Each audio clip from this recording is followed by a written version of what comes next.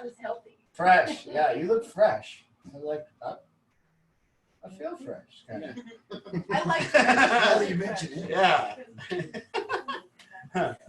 Fresh. Hey, I'm looking out at the guys and girls, or the people here, and it, you know, as I was looking out here at you guys, it makes me, made me tear up a bit because it's a true honor to sit with you guys and do this. You know, it really is, because I saw everyone here and I saw where you're going in your lives, and this isn't a group of people over here at the Big House that are going nowhere. This is a group of people that are gonna go somewhere. And it's a real honor to be able to hear and share this information with you all, because it's very, you know, it's like, this isn't like something like it's not a religion that's been passed down, and it's not Buddhism, and it's not mindfulness, and it's not really named what we do here. So really, if people come here, they don't really know. And the thing about the Big House is, if you came here 4 years ago, it ain't what it is now. And it's always fresh, and it's always evolving, and it's always learning. And it's kind of like people tuning in on here to see what you guys are eating tonight. And that's what this is. It's like you're going to eat tonight, and we get to serve it. And I get the privilege of serving to you all. And I get the privilege of serving up this information like a plate of food that you can take in and then eat what you want and get the nourishment out of it that you want. And there might be some bones left on the plate or whatever, but it's a real honor to be able to serve you all. And it's you know, because of you. whether you actually take all of it or learn all of it, it's just great that you try it. And I think that you know, for me, looking out here and seeing this is kind of the place to be right now on a Tuesday night, and everybody kind of comes and we all kick it here, and it really has a fresh vibe to it, doesn't it? Yeah, it does. Yeah, it's like a fresh vibe. It's like not something that we, not something the kids are coming here like begrudgingly have to sit in here. It's like really, really something that we're learning, like an epiphany style learning on a daily basis. And that's always the best learning, is that when it hits you hard.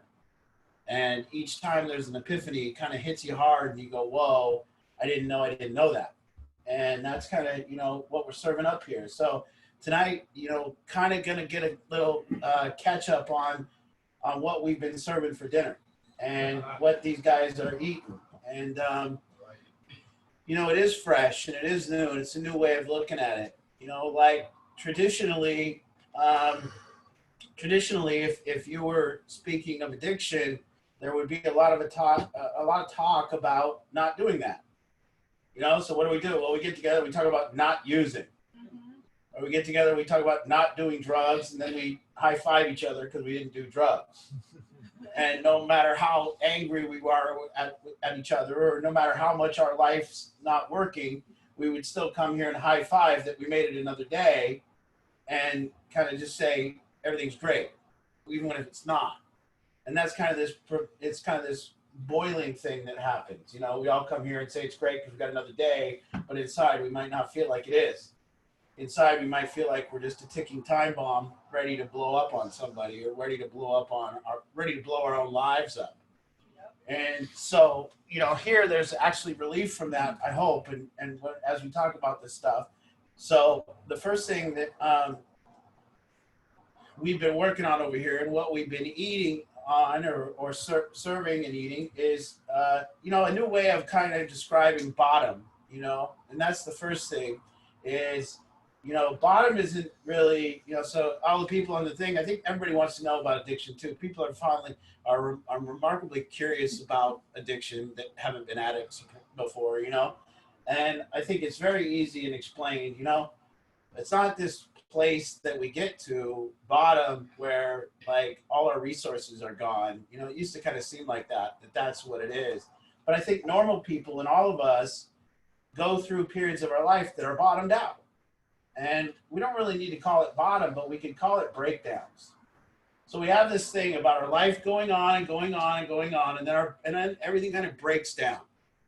And this is the important part about what we're learning here this week, and about what happens during this breakdown period. It feels like everything's kind of working and you're just going along, and it like seems like you're getting somewhere, and then it just kind of all collapses.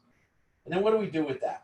And what do we do at that time where it all collapses? And this is a good point for family members of addiction. It's like their lives might have all been going along, but then this thing called addiction shows up in your family, and what you get figured out in that time as a family member is it ain't working. There's a breakdown. And everything that I'm doing in my life kind of bangs my head against the wall and nothing works.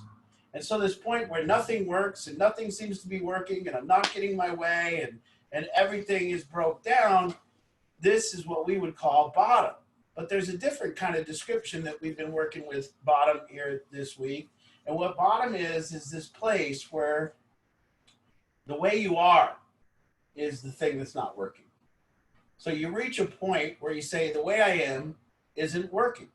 The way I am isn't working. And now what is it that notices the way I am isn't working? And that's this.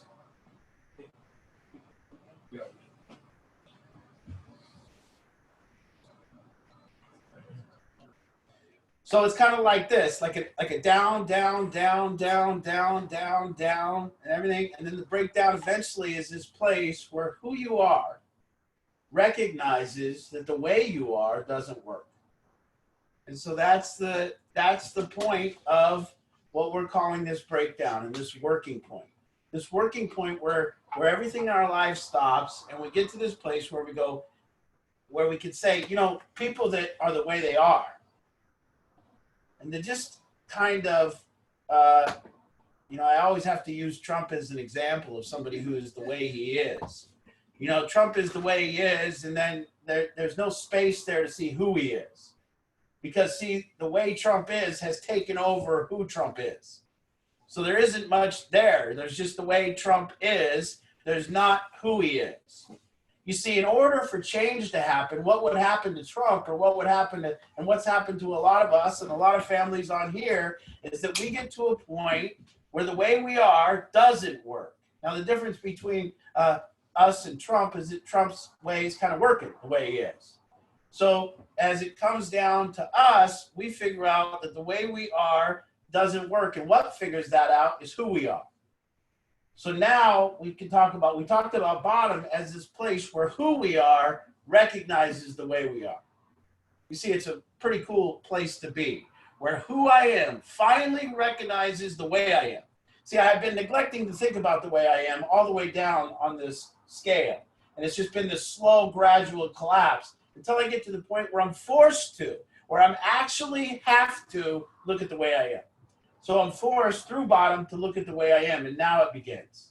So what begins at this point? Now it begins that who I am looks at the way I am. You know, people think that this word transformation then comes about. And, you know, my whole life I never understood what it meant. I never understood what people meant by transformation. What is this guy transformed? What does that mean? He's changed his body style. He was broke and now he's rich. I didn't know what transformation ever really meant. And I didn't really know what somebody changing looks like. You know, I didn't know what it looked like to say this person used to be like this and now they're like this. Well, how did they get there? You see, what's missing in people that have that aren't transforming is this inner conflict. You see, there must be, in a human being to transform, in a human being to change, there must be inner conflict. And that inner conflict has to be happening between who you are and the way you are. It has to be happening. So who you are is conflicting with the way you are. So as more conflict is happening, more change will occur. So you see, if the way you are conflicts with nothing, there will be no change. If the way you are conflicts with nothing, there will be no change. It's only when the way you are meets conflict and difficulty and backlash and not getting our way that the way you are now, that who you are now looks at the way you are. As that happens, the transformation process is sparked. You see, that's the ride. And the breakdown is the glorious thing. The bottom is the glorious thing because as you've hit that bottom, now you've getting this chance to be different. This chance to see what's blocking you, this chance to see what the breakdown is. And it really, really, it's this kind of return from the way you are. You know, most people are just, we start out young and we start out as who we are. And then we go along a little bit, and then because of life and difficulty and protection, we become the way we are.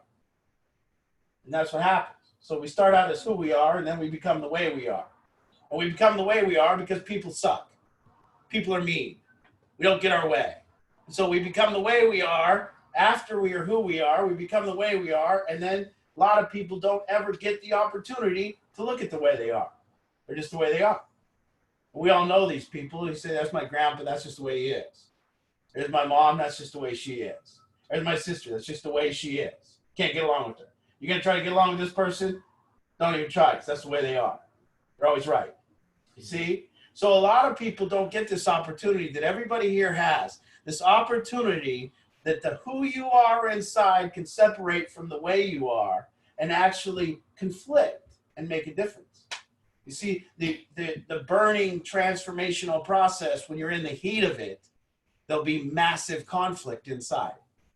And what conflict looks like is this. See, that's where you'll have an interaction with a group of human beings or a human being, and after that interaction, you'll go to one of two places. Either you'll say, either the way you are, we'll blame them for the way they are. That's the first place people go. So they'll say, those people suck. They're just all screwed up. They're the problem. And that's the way you are, conflicting with the way they are, and the way you are is blaming the way you are. Now the difference is what we're teaching here is when we have an interaction or when we have a failure and it doesn't go our way and we don't get along and something happens, who you are now conflicts with the way you are. And as we do that, as who we are leaves that interaction, it's to sound like this inside your head. Why do I always, how come I'm so quick to judge? Why do I always yell? How come I get so irritated? Why do I get so angry? How come I act like that? You see, that's the inner conflict that's going on in our head when we're improving. When we're not improving, what's going on in our head is, how come they're so bad? How come those people always fucking do that to me? Why do they always upset me? How come they're always trying to irritate me? Why do they act like that? See, that's what's going on when we're not transforming. So it's these two kind of directions. So the breakdown is this beautiful place where we see how we are and we look at it. We go, that's how, and a lot of people can hide from this. See, you come here to treatment and it seems very easy because, how we are doesn't show up when things are great. When things are great, we're how we are and that's fine and we're loving ourselves. And we're just going around with how we are and we go how we are and how we are in a problem. See, it's the testimony to a person's recovery that when things aren't going great, when things aren't going our way, when people aren't liking us, that we're not looking at them, that we're looking at how we are. And the place that we're looking at how we are is from who we are. You see, so who we are, you can feel it inside, can't you? When who you are conflicts with how you are. When you're sitting there and you go, man, I shouldn't have done that. And why do I do that? And how come I'm always like that? And what is that inside? You see? So change cannot come without inner conflict. It can't. So if you're here and you're asking yourself, well, am I transforming? Am I get better? No, maybe you're not doing drugs. But without inner conflict, change cannot occur. If you're not conflicted about who you are, then change is impossible. Change only comes when we're conflicted. Now, think of the biggest assholes that you know in the world. Are they conflicted with who they are? Do they ever apologize for who they are? You see? Humility is inner conflict. Humility is inner conflict. Without inner conflict, no humility. So the fact that somebody could leave an interaction with you and you two fight and they leave and you knew that they were in conflict, that they were in their car saying, man, I shouldn't be that way. I'm not always the nicest to him. And you would go, wow, that person's humble. You see, arrogance is no inner conflict. Righteousness is no inner conflict. So this struggle between you and you, this struggle between who you are deep inside, the truth, who you are when you're present, this struggle between presence and the witness of who you are and how you are, That struggle is it. That struggle's the work. That struggle is recovery. Without that struggle, there is no recovery. So you see, if a person comes here and they just go to a lot of places, like a lot of meetings, or they don't do drugs, but there's no inner conflict, how would they change? How would they improve? How would anything happen for them different? If you're around and you go, I don't know what this guy's talking about, well, that's because that's how you are. That's probably how you are. How you are is thinking you're always right. And so there's no inner conflict, and that's just how you are. So this work of kind of, remember the underlying intentional presence and presence is who we are. And how we are is how we are when we're not present. You see? So we're either presence and we're the truth and we're who we are, or we're how we are. And a lot of people are how they are so deeply that they lose track of who they are. And you just see it. You go, man, you don't even know who that person is really at their soul. You don't even know who they are. You just see how they are. You don't even know them. And you wish that you could know them, but they're always on their phone, or they're always doing something, or they're always gone. They're never present because that's how they are. You see, and only when that person really hit some type of breakdown that they took responsibility for would they have a possibility of being different. So a lot of what we're doing here is a blessing, like the blessing of addiction. This beautiful place that it showed us that how we are isn't working. If it does, if addiction doesn't show you that how you are isn't working, then you're not done yet. It'll do its job. Eventually it'll show you how you are. It'll show you why you're here, and there's not many people coming over to hang out tonight. It'll show you why. Let me just point out to everybody to make sure there's no confusion. The word "how you are" and "way you are," you're interchanging that word. You're kind of going back and forth. And so, just to clarify, the way you are and how you are, same or thing. What you are. The way you are, how you are, what you are, it's all false. It's all protection. It's all identity. What you are. But who you are has never changed. It's always been underneath there. Use the kid example. So we're getting real deep over here. But the work, and I want to be clear, that if you're, recovery, transformation, who you are conflicting with how you are, it's the only way to change how you are. And if you don't change how you are, then you haven't transformed. Nothing's happened. You may have stopped using drugs, but, we suffer from how we are. We don't know it, though. We suffer from how we are, but we don't even know it because we think we're suffering from how they are. Riding around all day suffering, saying, man, I'm suffering because of the way they are. No, it's the way you are. You see, that's deep. We suffer from how we are. But we think we suffer from how they are. You see, the parents on here, they think they suffer from how you are. But they suffer from how they are. Really. And vice versa. And vice versa. Some of those kids think they suffer because the way their parents are. That's right. It's the blame game. There it is. right? So it's only this beautiful part where we conflict with the way we are. And by the way, it hurts. It hurts. It hurts to swallow the pill. It hurts to swallow that pill of how I am. It hurts to look. It's so much less responsible and so much easy just to really spend massive amounts of time thinking and talking about how they are. Name the they, whatever the they is. So we describe bottom in a different way. I don't think bottom has anything to do with drug use or not using drugs. I think somebody can be 30 days sober, 60 days sober, 90 days sober. I think people can be high. I think you can be not a drug addict, and you can have a breakdown exactly like this. You can go to work and have nothing go your way and have your whole staff be mad at you and have everybody at work hate you, and you can get fired. And then what do you do with that? Do you look at how you are, or do you blame them for how they are?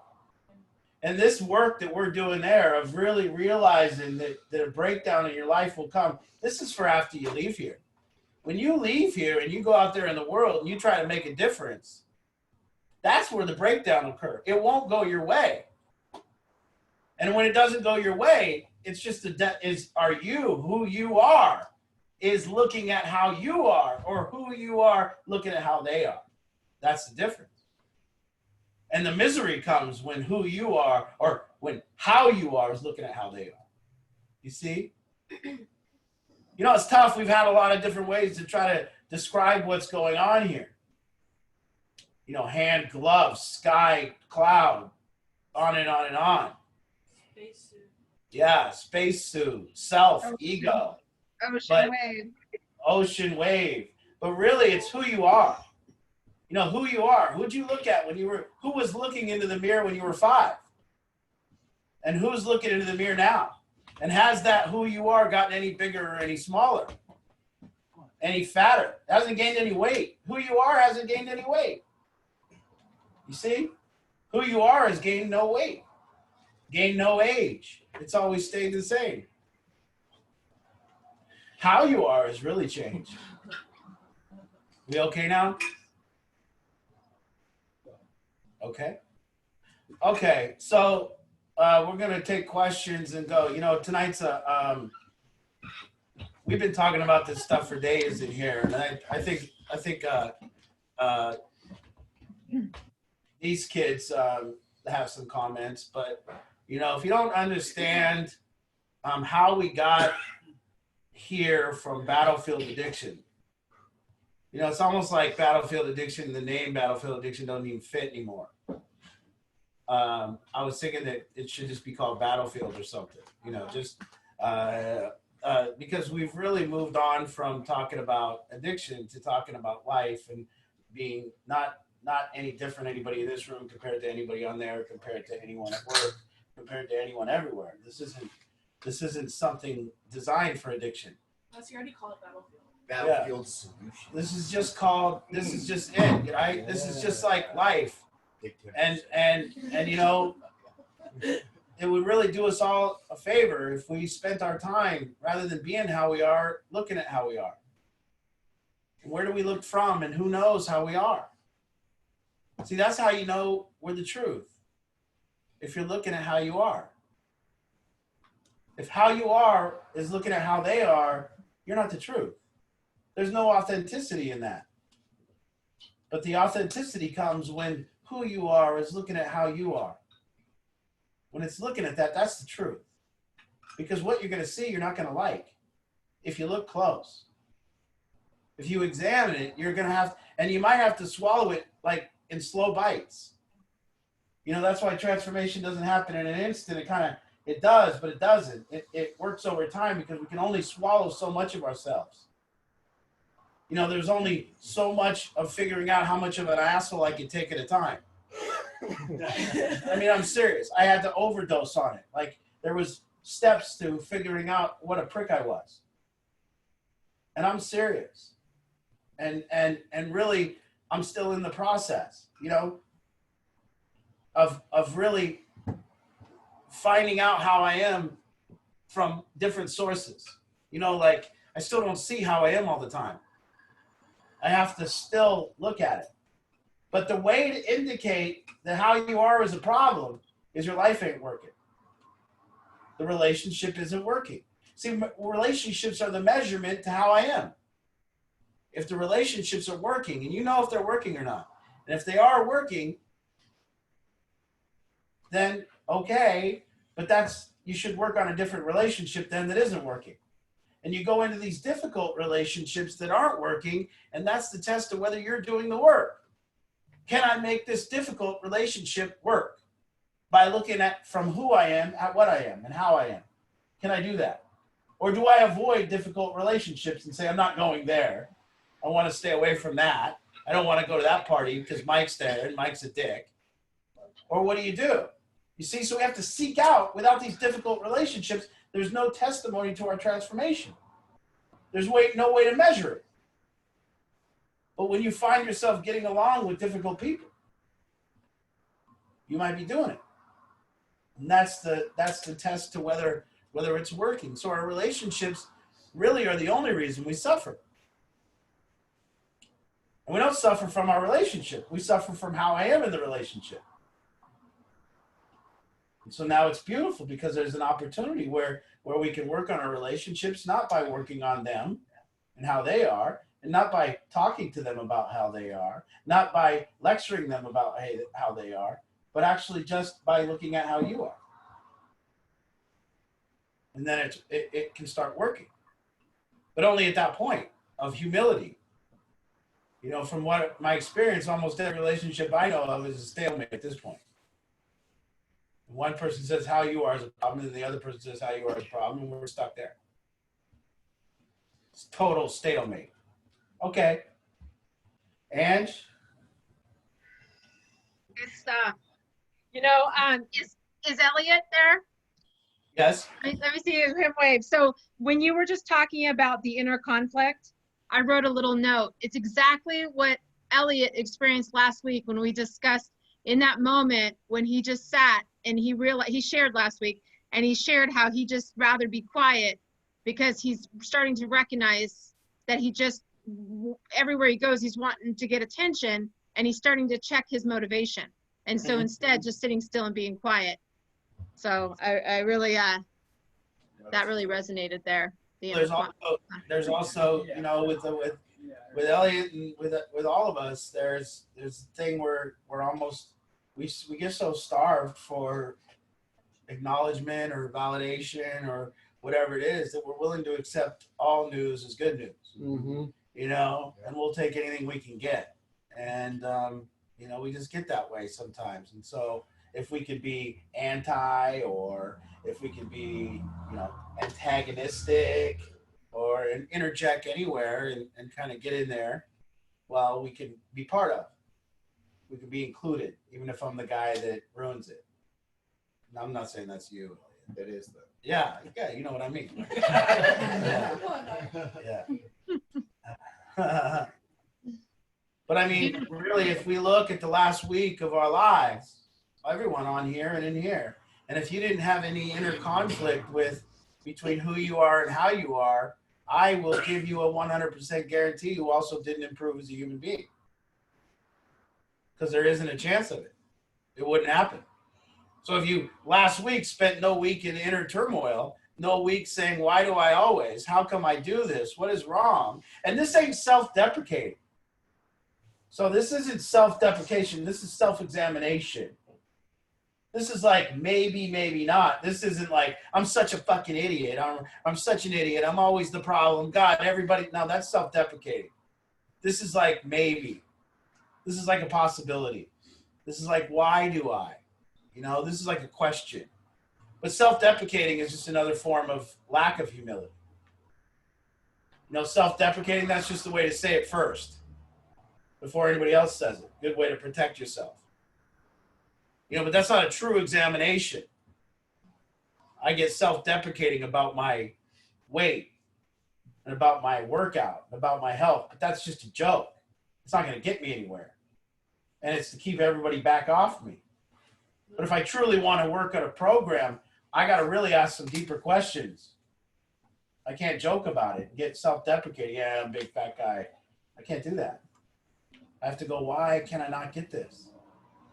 How come it's so tough for me? I have to truly humble myself to it if I want it bad enough. So this isn't self-deprecating. This is really questioning and living a deeper question than some no bullshit. It's like the truth. You might even need to ask somebody, you know, hey. But if there was no inner conflict last week, for sure there was no change. Can't be possible. I don't know how you change if you think you're so goddamn special. You know. I mean, Right. If there's anybody thinking, you know, this doesn't apply to me, I already know this, anything like that, that's the sign that there's a problem here. That's But right. if you had a moment like Elliot had where, you know, he just was checking his motivation, that's a sign right there. That change is available right there. Transformation is available right there with Elliot, and that was a sign and proof of that. But if But you're there's out there thinking this doesn't apply to you and you're just not getting it, then that's the red flag. But there's also another issue here, because it might not be that you tried anything last week. It might not be that you tried to make a difference anywhere. See, this will only come up when you try to make a difference. But if you gardened and ate some food and stayed around all people that love you and don't have a problem with anything you say, then, you know, Right. that's a way to hide, you know. Right. So the testimony to this is you got to get out there with difficulty and stay in you got to lift weight to know if you're gaining weight. You got to work. So, you know, maybe somebody's, it may be not that there's inner conflict just because somebody went jet skiing all week, Right. you know, back in the corner. Okay, so if you come to a point where you do have the inner conflict, but you can't, like when I yell, you know, I have inner conflict. Now I do, but I don't know what to do to change that. But there's still that inner conflict. Is that a step, or am I just? What do I do? Did you guys hear it?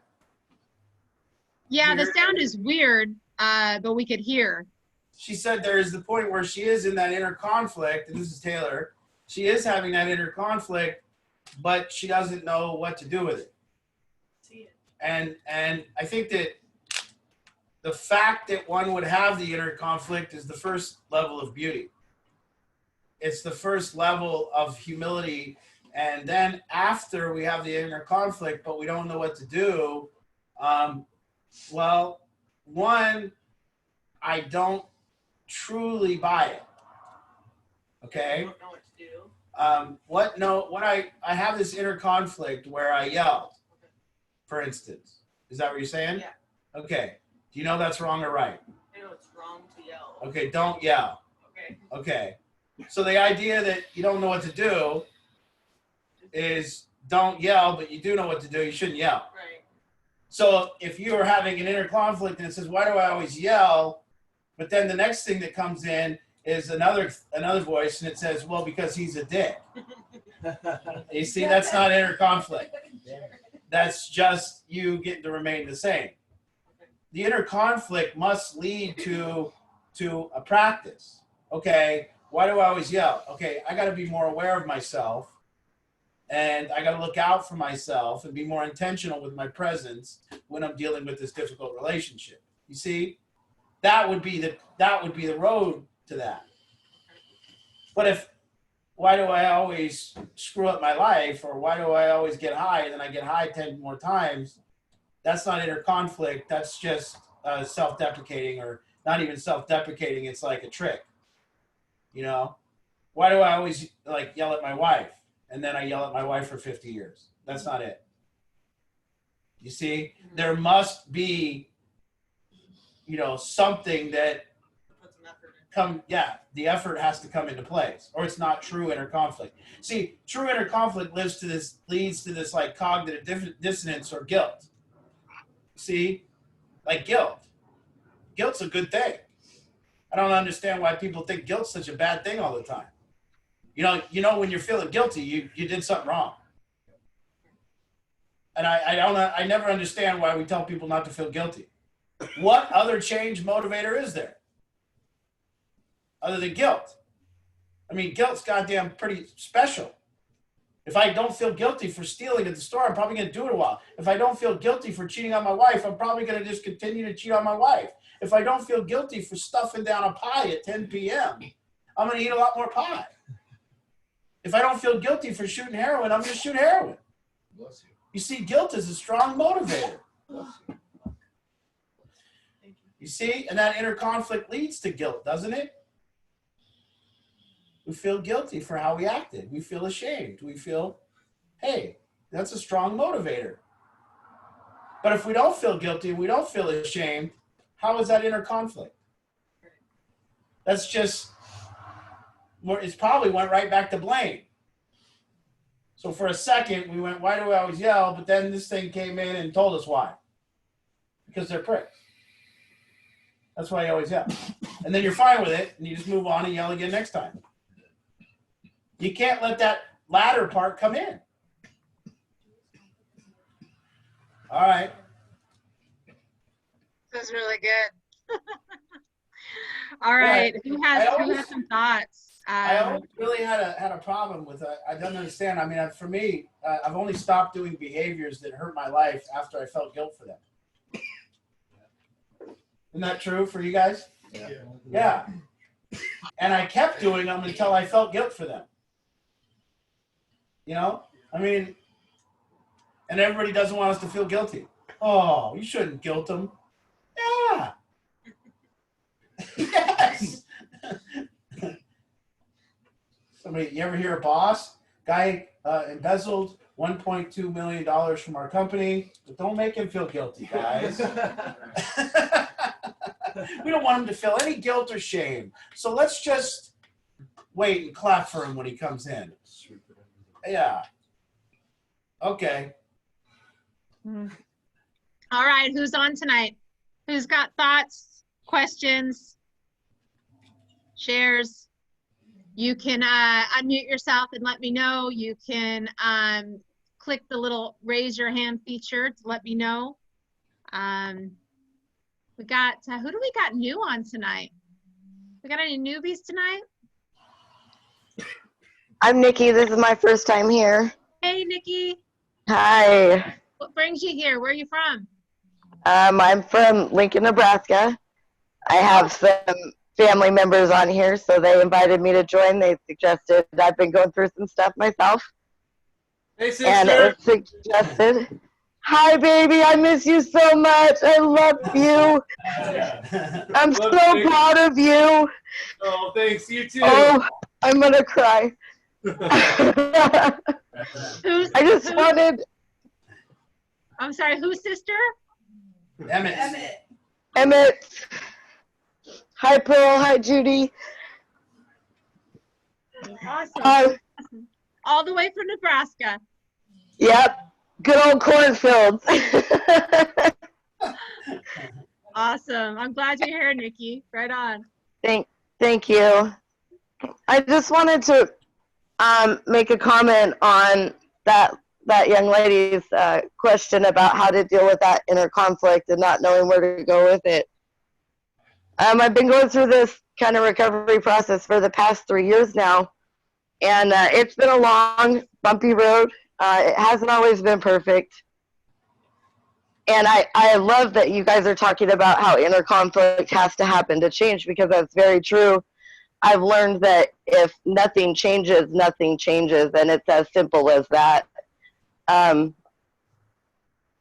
But I do know that one thing that has helped me through this process, and I know it's kind of a touchy subject, I don't know the rules on here. In my time of need, when I'm having issues with the conflict, I find that turning to my higher power, whatever that may be, for whoever you are out there, even if it's just as simple as knowing that there's something greater than you out there, which I think anybody that's gone down a road of recovery has to know, that there's something bigger than ourselves, whatever that may be. Sometimes just simply quieting myself and asking for, my higher power is the universe, and the way we all interact with it. So just asking the universe's will to be done for me, and just keeping it very simple. I know that I'm going through this. I know that I'm struggling. I know that you have a plan. Please just help me see my way through it. And I don't always get answers right away, but I do find a comfort that helps me to kind of calm my soul in the moment. So I don't know if that's helpful for anybody, but that's what works for me. Thanks, Nikki. How's the COVID in Nebraska? Well, we haven't peaked yet, but you know, nobody pays attention to the rules out here in Nebraska. We do what we want. I like that. I like that. Yeah. I wish it was more like that here. What's that? I wish it was more like that here. Well, I often think that sometimes we need to be more like other states and tighten up the grip a little bit so we can get through this, but I don't make the rules, I just follow them. All right. Hey, we've got Kathy Vineyard. Kathy Vineyard, I saw your hand up. You can't go Hi, away. I'm Kathy. I'm Joe Farley's aunt, and so I belong to Joe. So Jojo, I just want to let you know I'm really proud of you. Jojo. You got this, and I love you. I love you so much, and I'll be here for you. I'm here for you. Oh, Joe's aunt. Okay. Can Joe give a wave? So Aunt Kathy, was it Kathy? There's Joe. Joe. All right, great. All right. We haven't gotten to speak yet, but we will. He stayed pretty quiet. That's right. You said you were going to make sure he spoke on Monday. That didn't work, did it? On Monday. Oh, I Yeah, missed it. you said you said you were going to get him to speak on Monday. Well, It didn't work, huh? Yeah. Next time. Okay, Tracy, go ahead. Hey, I'm just carrying the tradition here with the Joe team. This is Joe's big mama reaching out to the big house. Awesome. Hey, I just want to bounce off of what Art said, and it's something I heard not too long ago, but Art just put a different twist on it and kind of wrapped my brain around it in a different way. In order to, let me see if I can say it right, you have to contract to expand. And contractions, as all of us mamas know, are painful. They have an ending. And at the end of that contraction, we have a beautiful little beep and hold and cherish for as long as we get to on this planet. So it just kind of follows what you were saying, Art. We got to contract before we can expand. And I appreciate your word. Thank you. Thank you. Awesome. That's kind of like Thank you, Tracy. slash and burn. Biff needs to talk to the Stampelius cat. Yeah. Look at that cat. Dude, your cat's cute as fuck. We didn't hear that. Something about the Stampelius cat. Biff needs to talk to You it. guys see the cat? Hey, Pam, I'm unmuting you. Yeah. Hey, Pam. Hi. Hi. What's the I just kitty's wanted name? to, I just wanted to say that this is a rescue kitty that Chris found in a park that we've had for 13 years. He's a very compassionate animal lover. So I wanted What's doing in the park? to say hi. Damn it. We don't He let does have a go to good parks side. Yeah. That is pretty cute. Yeah, can you bring that cat over here and then take Chris home? I'll switch you. The guy looks pretty stoned. Yeah. We also found Chris in a park and we brought him home. Pretty much.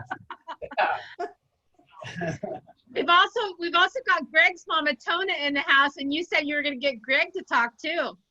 How'd that work? Oh man, Greg won't shut up. He's been talking for 2 days. We can't Greg just cooks now. Greg's the house cook, and excellent. Yes, excellent job. Yeah, you might have topped our best cook ever. Skinny brown. Yeah. Yeah. So yeah, I told him. I saw that Mongolian beef, and I wanted to come out there today. we're trying not to rock the boat. We're trying not to rock the boat with Greg.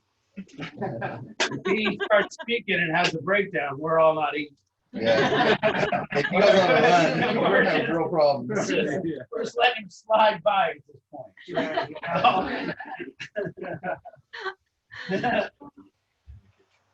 Awesome. All right. Who else, guys? Who's got to share?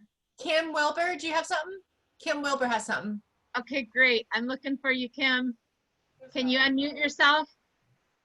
Oh, there you are. Yep. Hey, Kim. Hi. I don't know if you guys can hear me. We can, yes. But number one, I just wanted to say, hey, I admire all those people in that big house. If this is the kind of work they're doing, wow. Yeah. And I just wanted to thank Nikki. I think it was Nikki, the girl from Nebraska. Yeah. Because I remember going through something like that in my life where I had to like really go, oh, I'm in that position where I could tell that inner conflict. I've never named it before, but that's exactly what it was. but like her, I'd have to kind of just be still for a while. And it took time, but sometimes I'd have to like choose to make very small interactions for a bit until I figured out what that alternative action was going to be. And but it really helped. The recognizing it in the first place really helped. Because then people would come across my path where it was like, oh, I do that with them too. Oh, and I'm working on this right now. And it just noticing that and going, wow, that's my spot of inner conflict was a big step. We're getting to a place here, Kim, and I want everybody in this, hopefully, and I'm employing people with this program to not, this is like an all day, every day thing for them. And I think that the intensity level of things range upon our necessity. So, a lot of us, for me, being in my own home and owning homes and businesses or whatever has gotten me to the point where I forget this stuff. And I go about my day thinking I'm the greatest ever. And it takes a real breakdown now to make me increase my program again. And that, by increase my program, I mean struggle with inner conflict about what type of person I am. And when I say what type of person I am, it usually means I'm utterly in the wrong. And I got to figure out how to be a different type of person to deal with this situation. That book or whatever, what got you here won't get you there. Mm-hmm. And, that's kind of what this is. And so, when we say this inner conflict, it's strategic in its nature, but the reality is that we're sitting there really figuring out what inside of us causes that behavior in another person. And if it's negative or positive. So this really shows up, and for all you guys, as you're hanging around the treatment center or you're hanging around the big house, it might not be that prevalent, but take a step out here and get back on the playing field. And when you get punched in the mouth, when you try to make a difference in your own life, whether that's at the store or in the bank or with a coworker or a boss or with your parents or with your family or with your cousin, this is asking every time to look. This is asking all day, every time with that type of intensity. That everything that I use is a practice. I didn't mean to take you off track, Kevin, but I wanted to make sure that we understood the intensity level of what needs to happen here. How'd you get here? That's kind of the thing is they've come here to the big house. You got here, and what got you here is the way you are. And what got you in this predicament is the way you are. So that must take a real looking at to get and to transform. Because if they leave here the way they are, they'll be back the way they are. Okay. It isn't like it's working. You got to look at the facts. Is my life working in any aspect? And when we start looking at the facts, is it working in any aspect? Don't pick up the aspects that are working. Don't find that one thing that's still working. Look at the aggregate. And it's okay. It's not like a disaster. It's just a fact. All right. Who's next? Hey, Steve, you've been quiet over there. You were quiet last week, too. I didn't hear from you last week. Were you on last week? Yeah, you were on last week. You were quiet. What gives? We need some Steve. I don't think you can unmute. He's trying. Ooh, he's trying. There we are. Hey. Hey. So I love this, the opportunity that all those young folks have at the big house is amazing because Art, I'm thinking as you were talking about that dissonance and when you get to that point where you go, something's not right, the idea of the coaching that can go on, because if you don't know what you don't know and you get to that spot and you know it's wrong, it's really wonderful that there's a a coaching system that says, well, you know, maybe this step might be the right step, or maybe this is how the interaction should go. And I think that's wonderful. I think we all should have these coaches when we have those conflict points. I know with Connor, our son, when he got clean, that was wonderful. We were all excited. But like you say, the work now starts. That's when the work starts. And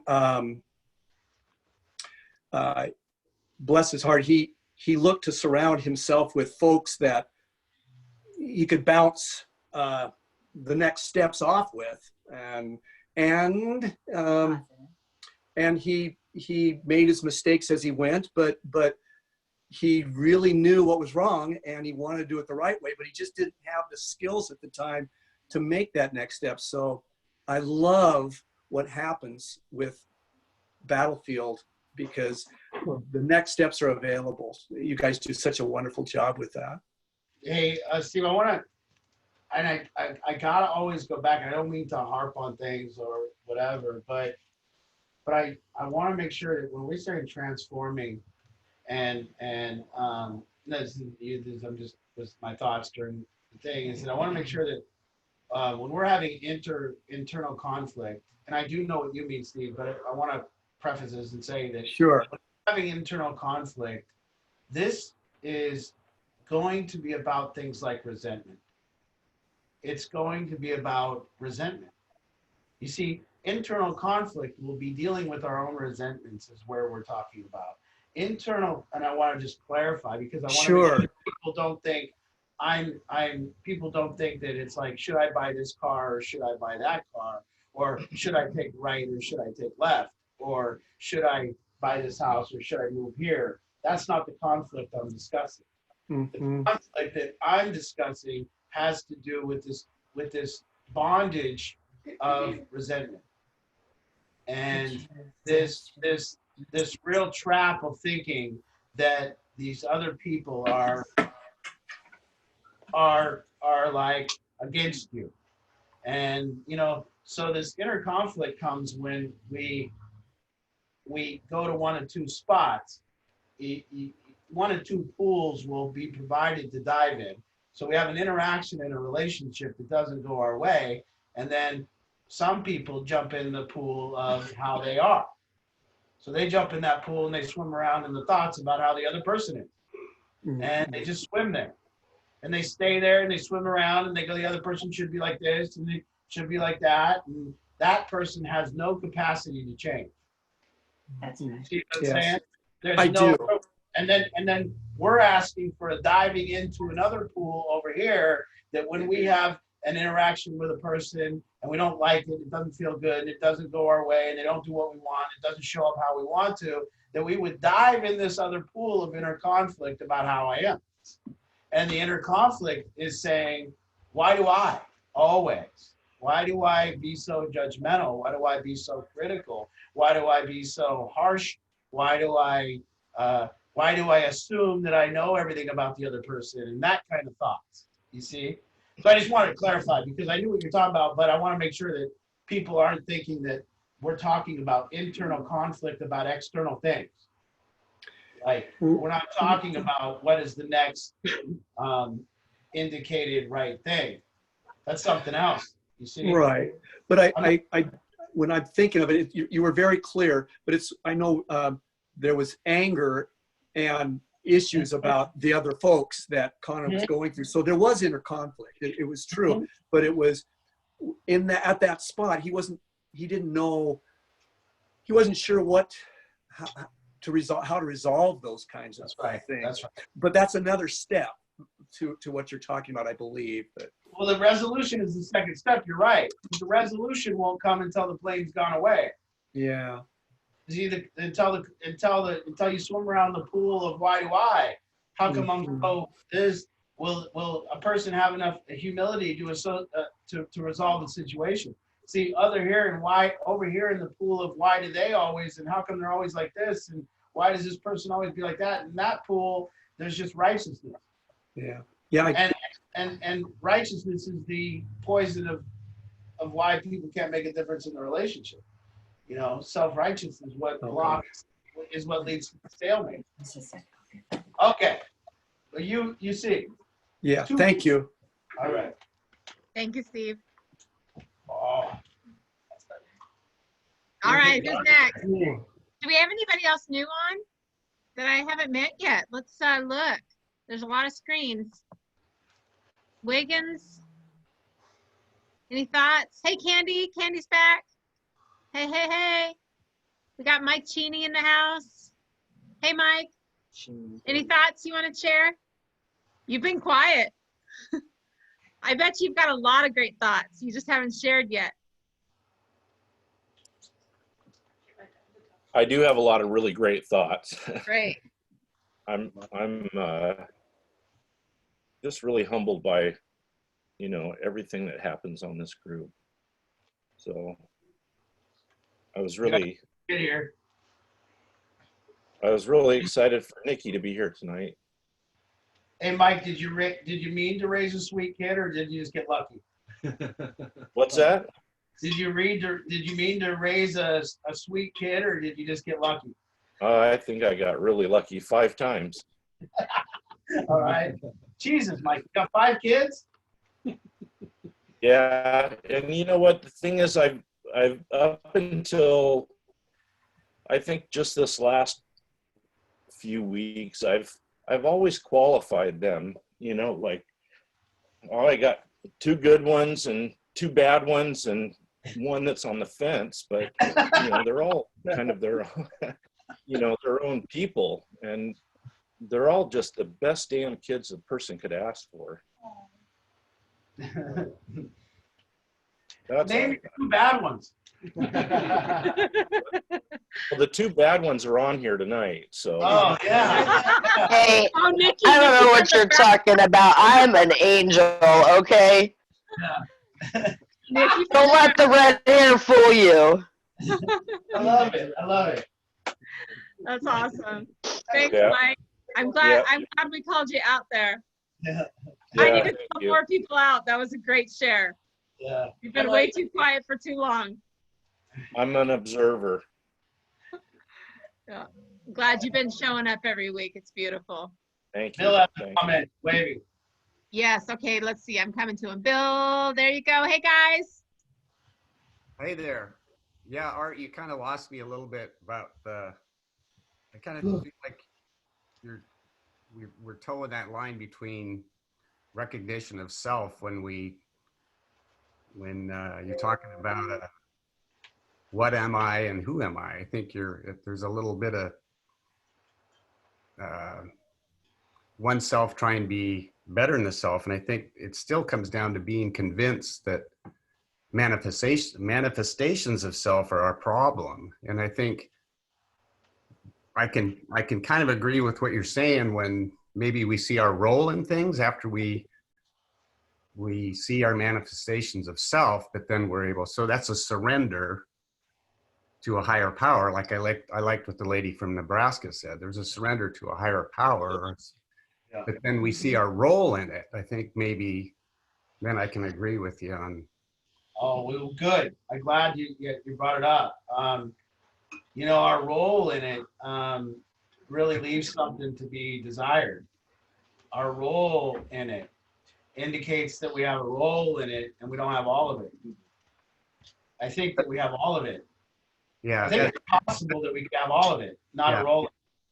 But I see it as a parent. I'm not trying to speak on behalf of anybody in the big house. I'm just seeing it as a parent, the surrender to my resentments and so forth. And then my role in creating that environment that led to Brett's situation. So it's not a blame, it's just recognizing my role.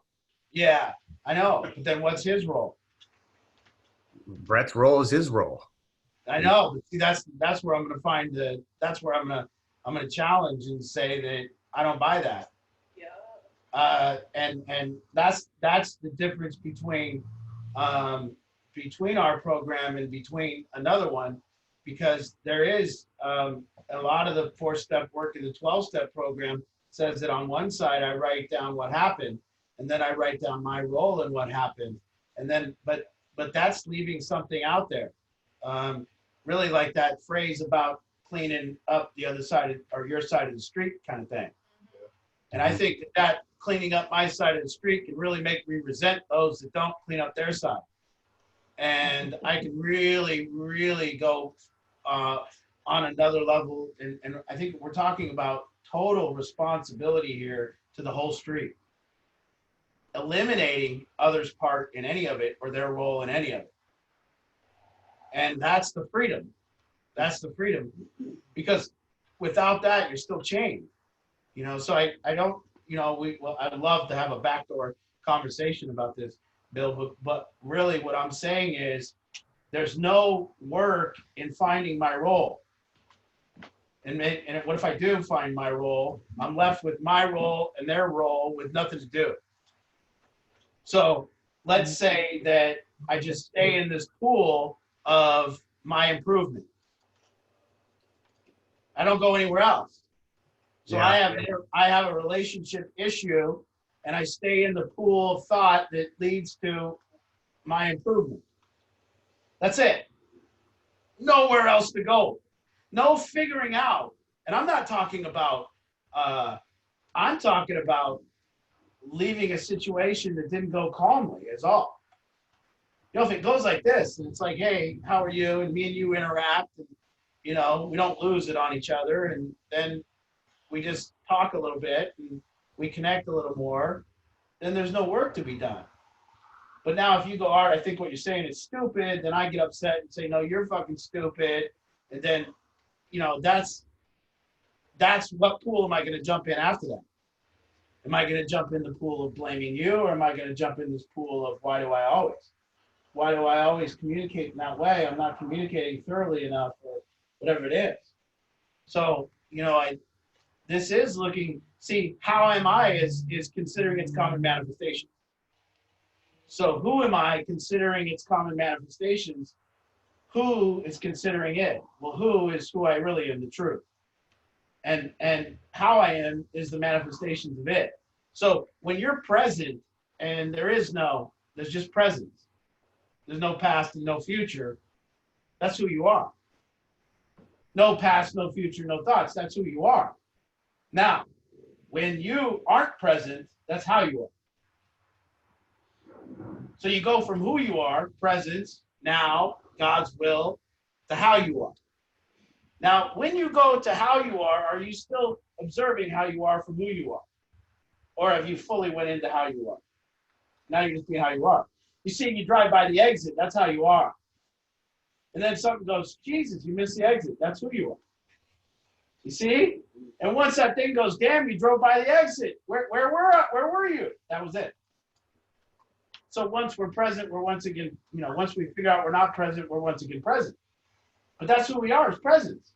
So that's us. So you see, we are always considering its common manifestations. I just gave a different view on it tonight. I said that how you are is a common manifestation. And we consider it. And when the world doesn't go our way in any form, in any way, in any aspect, that's because of how we are. See, that's tough to swallow, that whole pill. Because even then when I say that, people hang on to, wait, but what about, and then they're going to tell you, you know, things you can't control. I don't know about that yet. You see, because it's not about whether it went your way or not. It's always got to go your way. It's about whether you resent or not. That's the fucking key. It's not about, well, what about when they do that? It's not about that. When they do that, it's fine. Nothing, no problem. It's about whether you're resenting or not. So they did that. Well, now, if I resent, I got to look for my shit and their shit. I got to figure it all out. But if I don't resent, I'm free. And it's just because that's how, you see? So it's freedom not from bad behavior, because that'll happen. Not from not getting your way, because that'll happen. But freedom from resentment. And freedom from resentment just comes when I dive in a different pool. But if I'm in the resentment pool and looking at my role to try to figure it out, then I'm still in there going, yes, I did do that. But they did that. And so you got to expect that I'm going to do that because they did that. No, there's no work to be done there. There's no freedom there. Now you got a big fucking list, and you got to go down the list of everything that you did compared to everything that they did. You got to work it all out. You see, this is no working nothing out. This is me always, ever, nothing, total responsibility.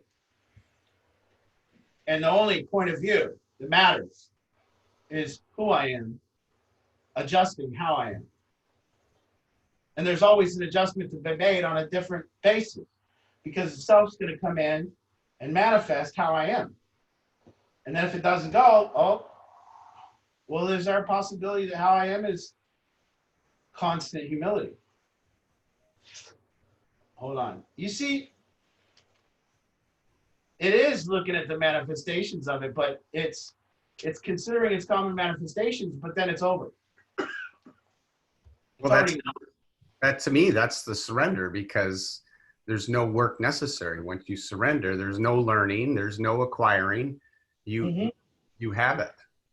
So there's no place else to go with the surrender. I'm just saying, after you do the surrender, you have to see your role in it. But now go back and make a difference. You see, it's not going to be one time and it's done. It's going to be tomorrow, wake up and go down and tell your staff that they need to do it like this and they can't do it like that. And then go, try to talk to Brett and don't lose your cool or whatever it is. I guess I don't understand what seeing your role is. When I say see my role in it, I'm not judging anybody else's role in it. I'm just saying I see my role in it. I don't know why it's necessary to go to the next step of saying that if I see my role in it, then I'm going to see that they have a role in it. I'm not evaluating their role. I'm just evaluating my own. So, well, like I said again, once you say that to me, I see my role in it. I think there's an assumed role of another party. I mean, if you tell me I got to look at my side of the street always. Yeah. I believe people that say that. Yeah. You see what I mean? I don't believe you, because I believe that if you're looking at your side of the street always, you would then entertain the idea that you have to compare it to the other side of the street. This is that, I mean, really, I mean, whenever I hear the words my role, I just go there. You wouldn't be working on your side of the street if you weren't paying attention to the other person's side of the street anyway. Okay, Andy said something. He said you wouldn't be working on your side of the street if you weren't paying attention to the other side of the street. I don't find that to be true. Yeah, you can still work on your side. What if you're working so hard on your side of the street you didn't have time to look up? Well, maybe my side of the street's the whole street. That's the whole street. That's right. So now wait. I'm actually going to acknowledge. Now I'm going to acknowledge that not only do I want to clean up my side of the street, I want to go over there and clean yours up too.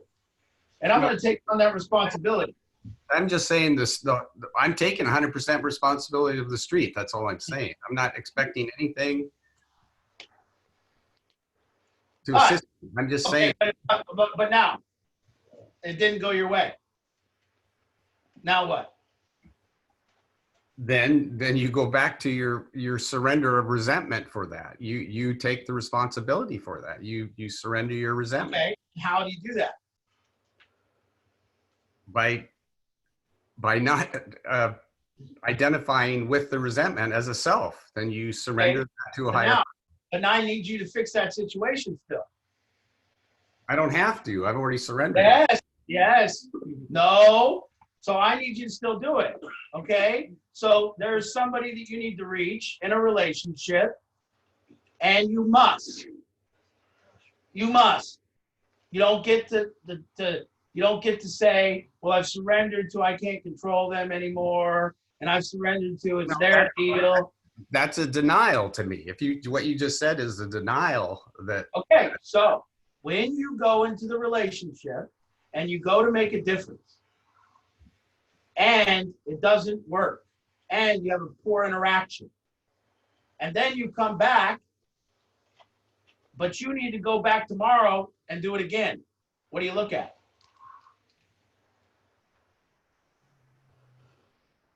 You see, because you got to go back tomorrow. You see, if I come here to this big house and it doesn't work, the problem I have is I can't just surrender to it. I got to come back tomorrow and make it work. So I don't get to do that. So I have to come back tomorrow and make it work. So now what do you do and what do you look at from tonight when it didn't work till tomorrow when you need to make it work?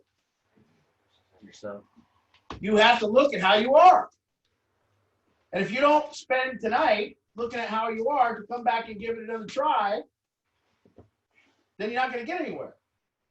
Same results. So you see that who I am has to go home. If tonight fails and I have a miserable experience and I yell at everybody and it doesn't go my way and I try really hard and nothing happens, but I leave here, I got to spend the next 12 hours looking at who I am and how I am. And I got to have, and what does that? You see? So inside there's who I am, looking at how I am, which would adjust how I am to come back and make a difference. And that's tough because that's utter commitment. You know, that's like, you must. So if you're with your wife and you want to improve the relationship, you got to do this every day until it's done. Isn't that looking at, okay, that's what I'm trying to say.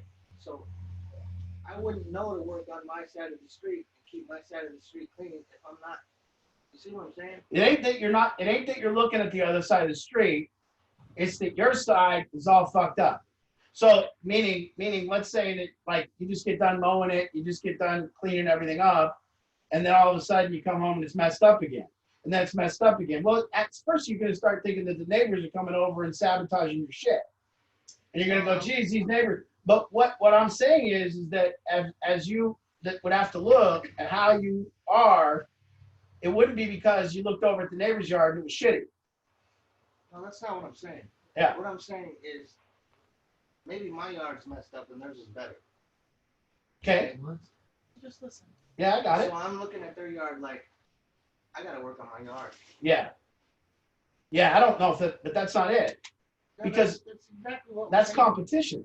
No, it's not competition. Not in a relationship. No, let me put it to you this way. Your neighbor's yard's all fucked up. And it's time out. Just listen. The neighbor's yard's all messed up and you gotta go over there and tell them.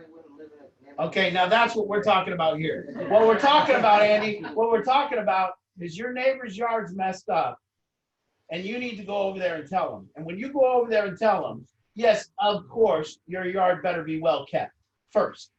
Don't go over there with a shitty yard like a hypocrite and tell them they need to fix their yard.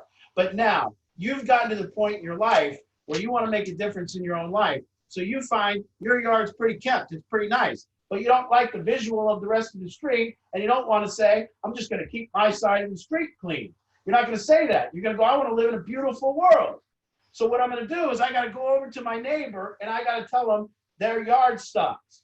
Now, when I walk over to my neighbors and they knock on the door, and they go, and you go, your yard sucks, and they go, you're an asshole, get the hell out of my yard, you didn't do it.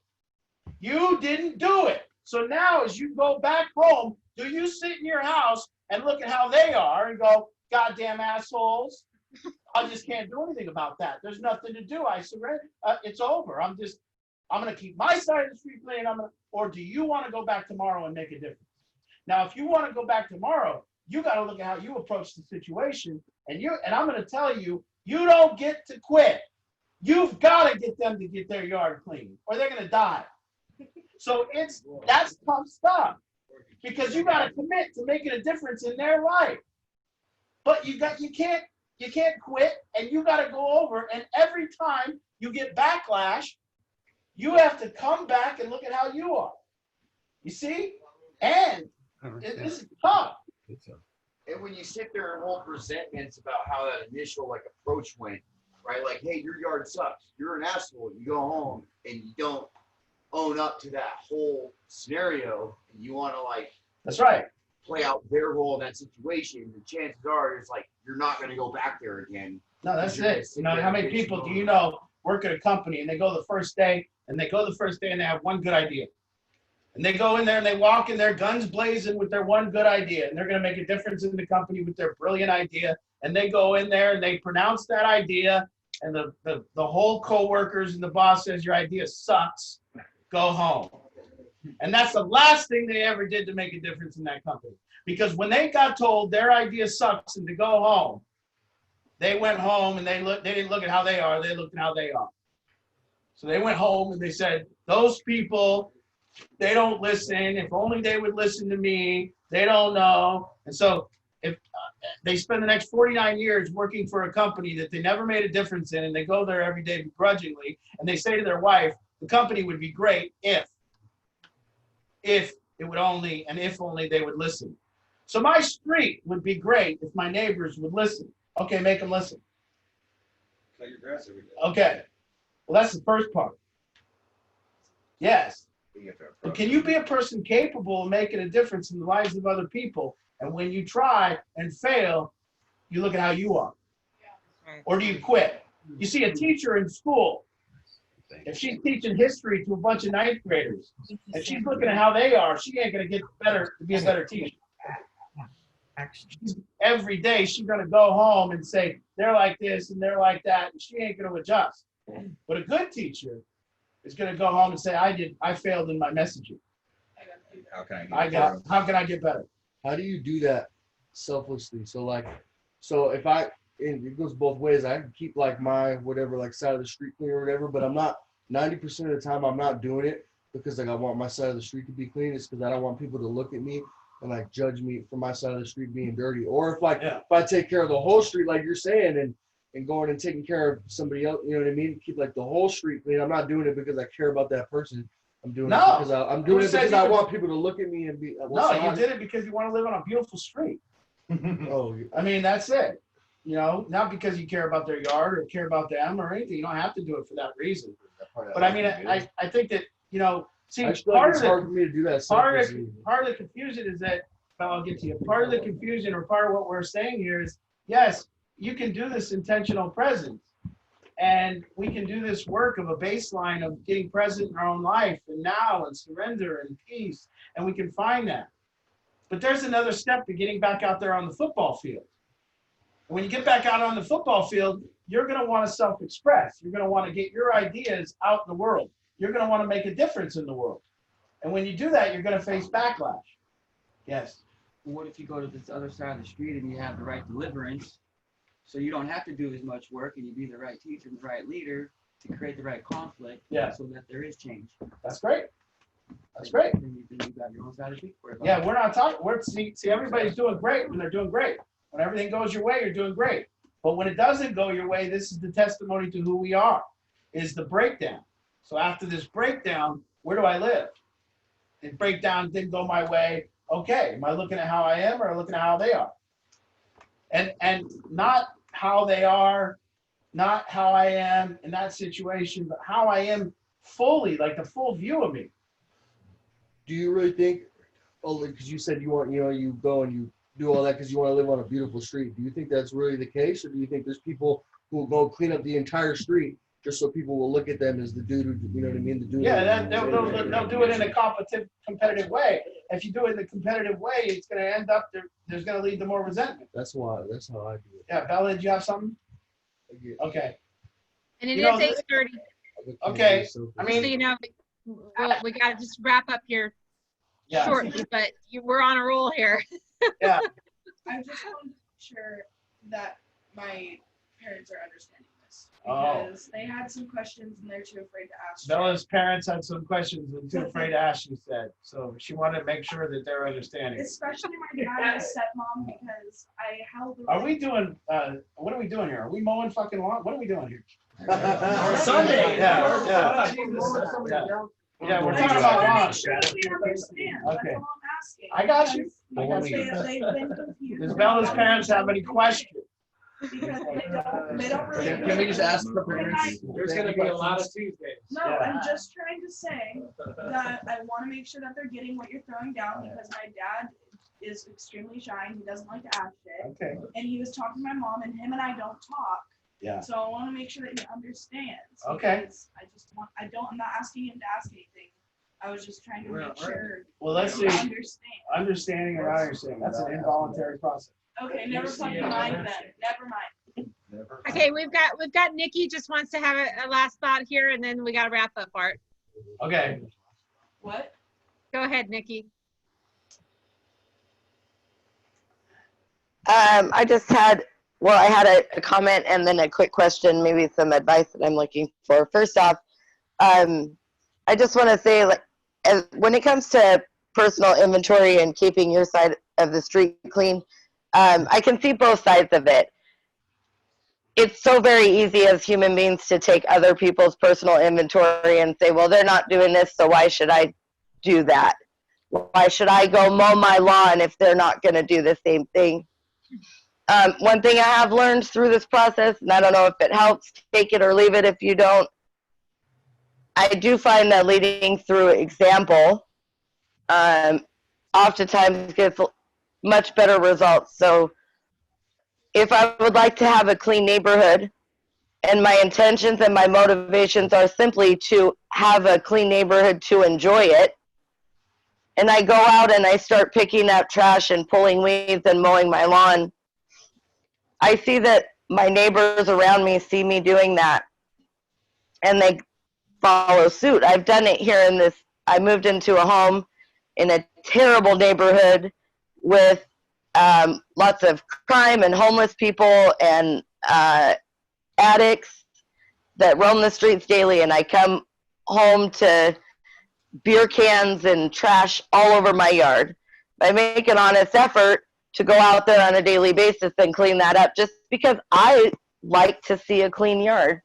And my neighbors have now started doing the same thing. That was without persuasion or me going and saying, your yard looks like shit. I'm fed up with it. You need to clean this stuff up. It was just me simply doing the next right thing for the next right reason, and people seeing that. So that was. All right, so let me ask you. I mean, and here's the deal. We're talking, and I remember we started this whole thing out tonight. Nikki, I'm going to go ahead and close this, if it's okay. We started tonight with what we're serving up here to eat. Really, what we're serving here. And I know that it might confuse people or whatever, but we're going to, the people that are at the big house here, they got a long road here. And we're teaching you something. And I'm not teaching here just personally. I think it's okay to take other people's inventory. It depends on the purposes of doing it. You see, it's very effective to take other people's inventory. It can be, as long as you're there to stand with them and help them build their inventory up. And that's the purpose. So I'm not here saying I don't take your guys' inventory. In fact, I'll take every one of your inventory and show it to you before you know it. So we're here to teach power. We're here to teach making a difference in our own life and never getting to the point where there's something that's beyond us. That we can sit here and with enough power say, I can find a capacity. That might work. What she's saying, cleaning up the street, it might not. It might, in fact, lead me to more resentments. It might work. You might have a great group of neighbors, but what if you don't? Then what do you do? What's next? You see, how do you have enough power to make goddamn sure it happens? Really? You know? And so you might go and you might lead by example, and that might be a start. You might have some great neighbors and they might do it, but then a prick might move in. A real prick. And the question is, do you resent that prick and go, what an asshole? Or do you keep strategically finding a way to make a difference in his life? And in order to make a difference in his life, of course you got to look at his side of the street. And of course you got to count his inventory. You got to come over there. You got to meet the person. You got to get a rapport with them. You got work to do. You know, this is tough stuff if it matters to you. And so this is about tonight was about making a difference in your own life. And what do you do when you can't? How do you be ultimately responsible for it? Everything. How is everything, and fault, blame, I don't give a shit what you call it. It's your life. Do what you want with it. If you think it's fucking great that you don't blame yourself or you're not at fault, good. Take that and tell the fucking ocean. Because ain't shit gonna change about it. Now, what you will change your life is when you figure out you are to blame in every situation and you are at fault. Doesn't that do more good? Doesn't it do more good to come to the realization that you're at fault for everything? Doesn't that be more freeing? Isn't that a relief? Yeah, you see? So this is different. You know, I think a lot of things might be teaching you how to live sober, and that's fine, and you know, get another day of sobriety. But I think that there's something before that. I think we suffer because we can't make a difference in our own life. And I think everybody in this room, remember when I started out and I said it's a great honor to be here and see all of you because I know how goddamn powerful you're going to be in your life. And you're going to make a difference. And we got senators in this room, and we've got judges, and we got people that are going to go to college and be attorneys. And we don't got people that are going to get clapped for because they got the driver's license back. That's right. We got powerful people here that are going to fucking make a difference in their families and lead them and have beautiful homes and get to be the leaders of their street. And I want you to be able to approach the guy that's the real prick and get him to like you and win him over. Not the people that will just fall because they fall, but everybody. And so tonight isn't about just surrender and be at peace. Tonight was about, yes, we do that first. We surrender, we get a calm place inside us, we have some intentional presence, but then we get playing football again. Because everybody here wants to put their ideas out in the world in the boardroom. And everybody wants to make a difference, and you want to put your stuff out. If you're an artist in this room and you put a painting out and nobody likes it, that's because you suck. You better change the way you are. Or they just haven't caught on yet. Either one. But you better not blame them. You better just say, well, they haven't caught on to who I am, and I'm just going to keep being who I am. Or you're going to have to say, wait, maybe who I am needs an adjustment. Either one. So tonight was about how you powerful people make a difference in your life and have it show up for you the way you want it. And I'm telling you, it doesn't take one idea. It takes like idea after idea, and they're going to tell you your first 10 suck. And it doesn't take just approaching somebody that you dislike and telling them that they're wrong. And it doesn't take approaching somebody and going, hey, the way you're behaving, I don't like it. You should behave more like me. It doesn't take that. It takes actually standing and getting down and dirty with the person and see why they behave like they behave. Who they are, not how they are. And the real truth is, who do you look at how people are or who they are? See, can you sit here and ignore how people are and just trust who they are? That's the freedom from resentment. Not looking at how people are and what they do and what people are, but looking at who they are. And if you're the type of person that can meet people from who you are to who they are, well, now you're the type of person that can love. You see, now you're the type of person that can love somebody into wanting to make a difference in their life and having that capacity to do so. And I'm not saying I got it. I'm saying I got it sometimes and I'm working on it. And when I don't got it, guess what? When I'm not who I am and I'm how I am, it don't look too good. And people aren't happy with me. And so when people aren't happy with me and it don't look good, I got to adjust how I am every single time. And I'm not preparing you guys. You know, it's like you were in a football game, like Travis says. It's like they were in a football game and they lost 72-0. I'm not teaching you just to not play football anymore. I ain't saying just quit playing football. I'm saying, hey, you lost 72-0. You better fucking learn how to play while you're here. When you get back out there, what'll lead you back to drug use is you won't be able to make a difference in your own life and you'll know it. And you'll get dissatisfied with people and your life and you'll get more resentful towards it and it'll wear you down until you say F it. And then you'll use drugs and alcohol. And when you use drugs and alcohol, you really make a difference in your life, don't you? Yeah. And if you don't, it sure feels like you do in the time. It feels great. It just might not be a good difference. But what feels better is when you actually put your idea in the world and it goes into fruition. When it takes off. Stars on. When you see that your business that you started is out there, that's validating. You won't need to use drugs anymore. When you see that your boss says, good job, great idea, we're all working that now. You won't have to use drugs. You go home high as hell.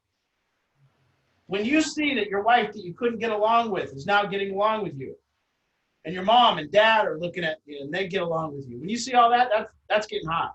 That's the truth of getting hot. You got to taste that. You see? And it takes actually always, all day, not studying how they are, but studying how you are. And where do we do that from? The location in which we do that from is presence in who we are. So now who we are looks at how we are. And as we transform, the world shows up differently and we have the capacity to make a difference. That's what we're eating around here. And I hope that you enjoyed it. And we're serving it up and, you know, join in for more. But we happen to think that it's fine dining around here, and we're going to keep creating a masterpiece.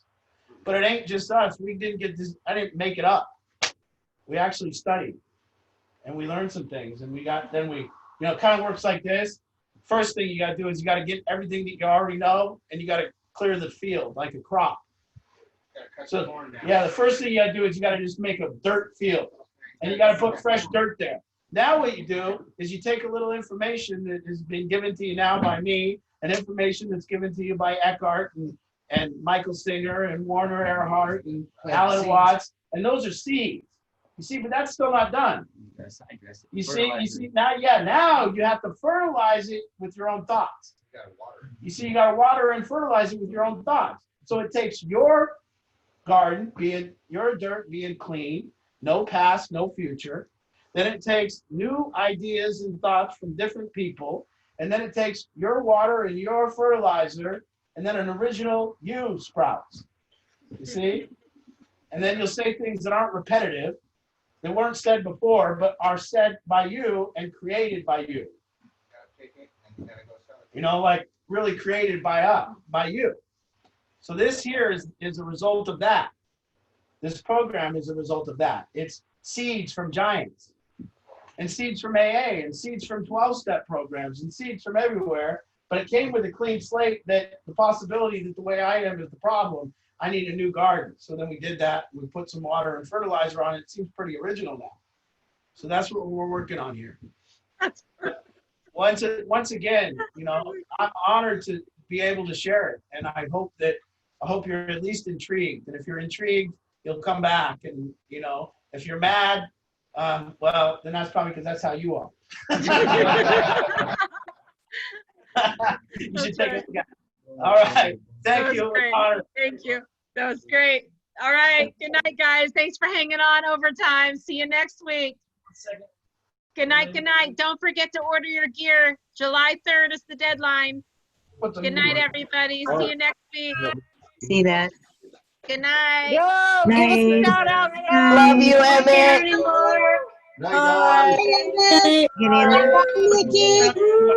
I love you. I'm trying to make a little train. Which man can put it outside? I don't know if he did. He was way back there. Where is he?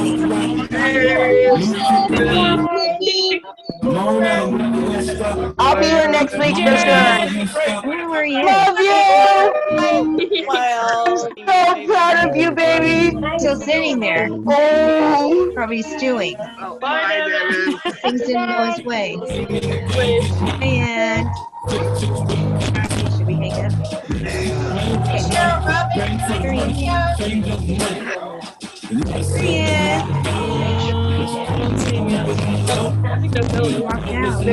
Okay, let's go off. How do I go out of here? Look at